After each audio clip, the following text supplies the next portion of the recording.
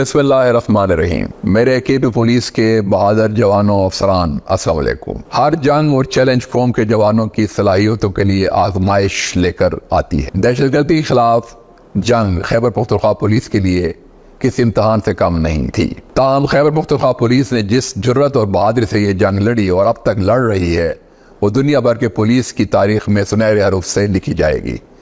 شاید اس دنیا میں کوئی ایسی فورس ہو جس نے ایسے مشکل حالات میں ہزاروں کی تعداد میں قربانیاں دے کر اپنے خداداد صلاحیتوں کا لوہا منوایا۔ پختونخوا پولیس فورس کے افسران و جوانان اپنی مٹی کی بو میں رچ بس کر اپنے پیشہ ورانہ فرائض بہت ہی ہمت اور عظمت کا پیکر بن کر انجام دے رہے ہیں، اور پولیس اہلکاران نے اس جنگ میں مختلف مواقع پر کامیابیوں کے جھنڈے گاڑے ہیں جن کی مثال ملنا مشکل ہے۔ ایسی نڈر بہادر شہیدوں اور غازیوں کے فورس کی قیادت میرے لیے ایک اعزاز کا باعث ہے۔ دیکھا جائے تو پولیس شہداء کے یہ قربانیاں اپنی ذات یا خاندان کے لیے نہیں تھیں، بلکہ قوم اور وطن کے دفاع کی خاطر ہیں۔ انہی قربانیوں کی بدولت قوم کو ایک حیات تازہ نصیب ہوئی۔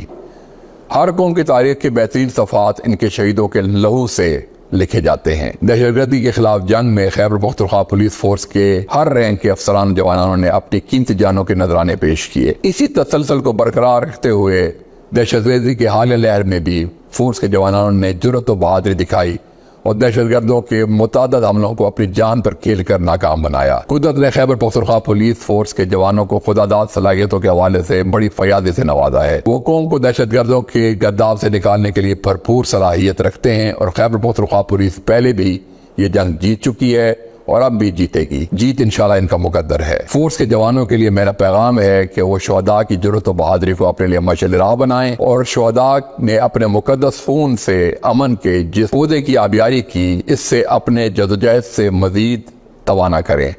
خیبر پختونخوا پولیس زندہ باد، پاکستان پائندہ باد۔